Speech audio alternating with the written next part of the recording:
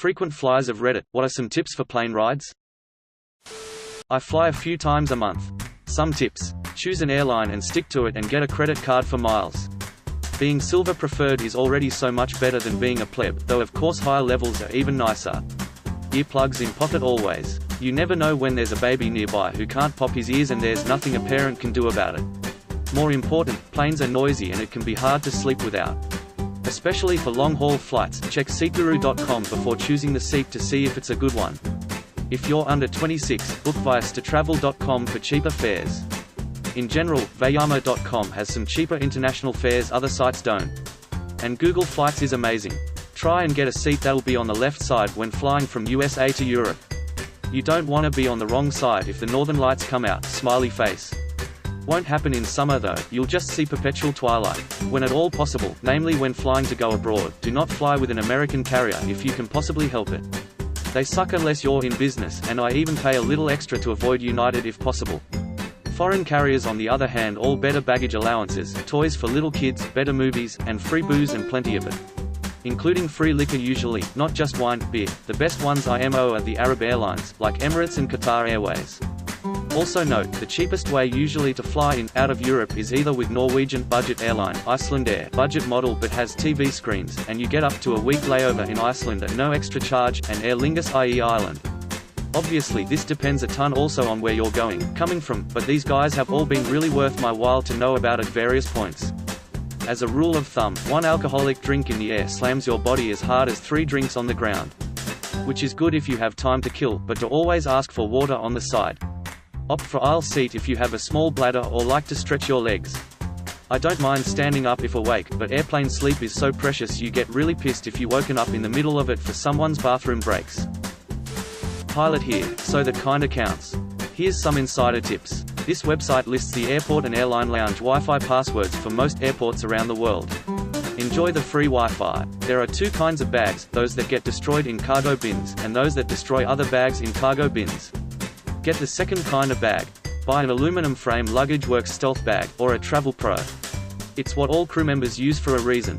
The flight attendants have heard every single attempt from passengers to lie and cajole their way into first class. If you want better treatment and maybe an upgrade, bring a box full of truffles or chocolates, treat them like people, and be very nice to them. If there is any opening in a nicer seat, they just might hook it up. If you do get an upgrade, don't boast about it to anyone, you could get the crew in trouble and they'll never do that again. If you are traveling internationally, sign up for Global Entry.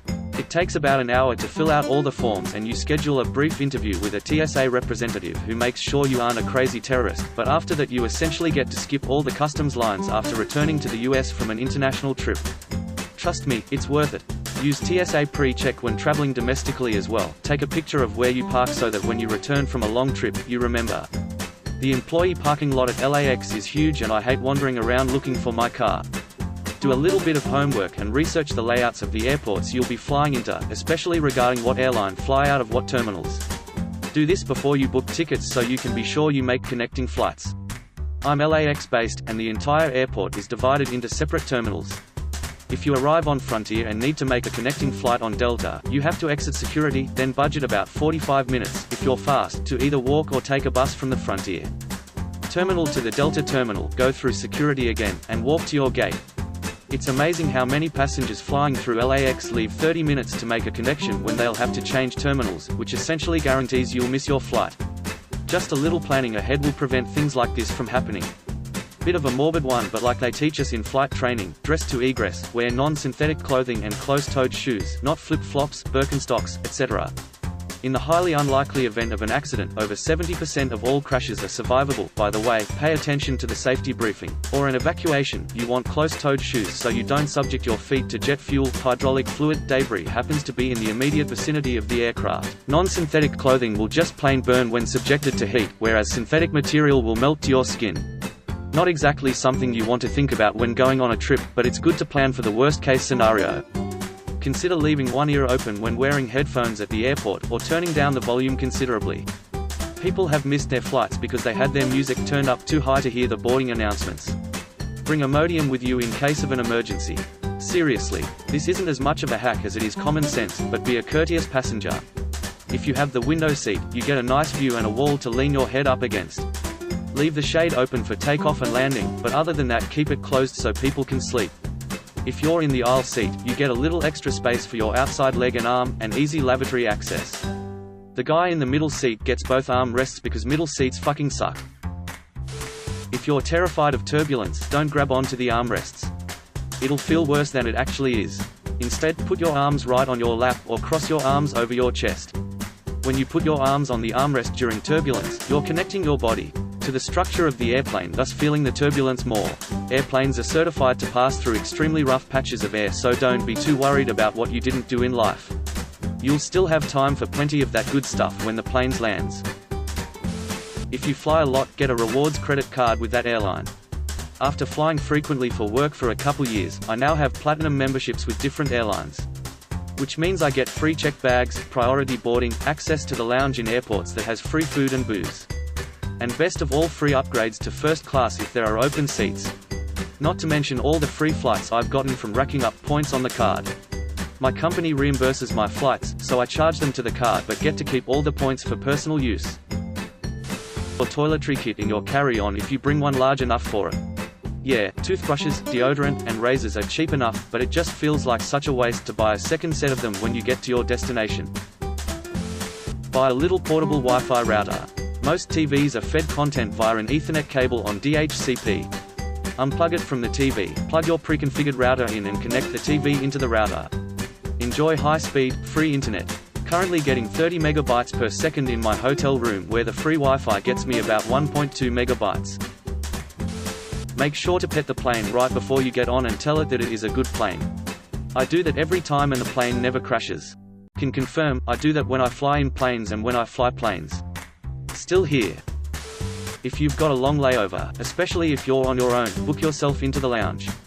The time absolutely flies by, there are drinks and food, and you can chill out on the Wi-Fi in a comfortable seat.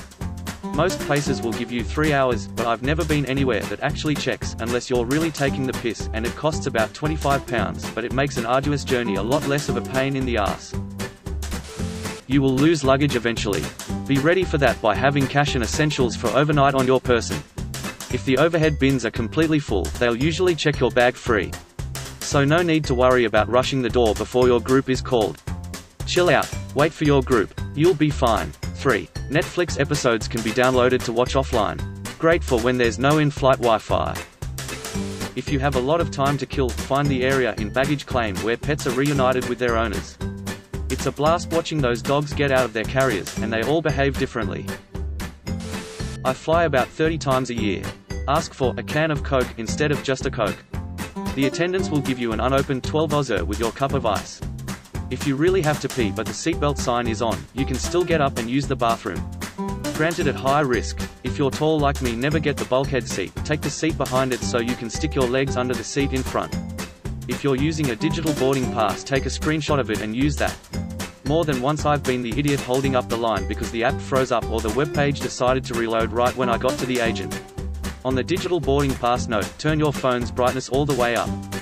Use the time standing in the security line to put all the stuff from your pockets into your bag so that you're not the douchebag holding up the security line. When loading your stuff onto the X-ray machine, put the biggest stuff first, smallest stuff last. You can pull off the big stuff quickly, thus making more room. Please don't be the douchebag who is putting your belt and shoes back on right at the conveyor belt at the other end of the X-ray machine. Grab your shit and walk down to one of the many provided benches and get out of everyone else's way. The guy in the middle seat gets the armrests. He's fucked for the entire flight. At least you have the ability to lean out to one side or the other. If you want to sleep on a long flight, and I recommend that you do, as it kills the time quite nicely, unless you're getting to your destination at night. Neck pillow, eye mask, earplugs. Thick socks to keep your feet warm, planes can get chilly, and comfortable clothing, like sweats. Xanax or Restoril from your dock, if you don't have to drive at your destination. Window seat so you can lean on the wall and don't have to move for others. Bottle of water and a few easy snacks because you will miss the food service. I fly round trip every week for work, and yes. Always use the same airline. Miles accumulate pretty quickly and free flights in the future is always a good thing. Poop before you get on the plane. If you didn't know this already, the ticket prices go up in 1 week increments. So if you're booking a trip, do it 7/14, 21/28 days in advance. Check in as close to 24 hours before flight as you can. Since I fly every week, I often get first-class upgrades because of my status. Trying to get these or standby seats are often determined by when you check in. When you're waiting at security for your stuff to come through the scanner, move the hell out of the way when it comes through. Put your shoes, belt and tie on away from the belt. For the love of Christ, just get out of the way. Others are just as pissed as you are to be in an airport. And waiting for YIU to put on 23 articles of clothing before I get my bag is not cool at all.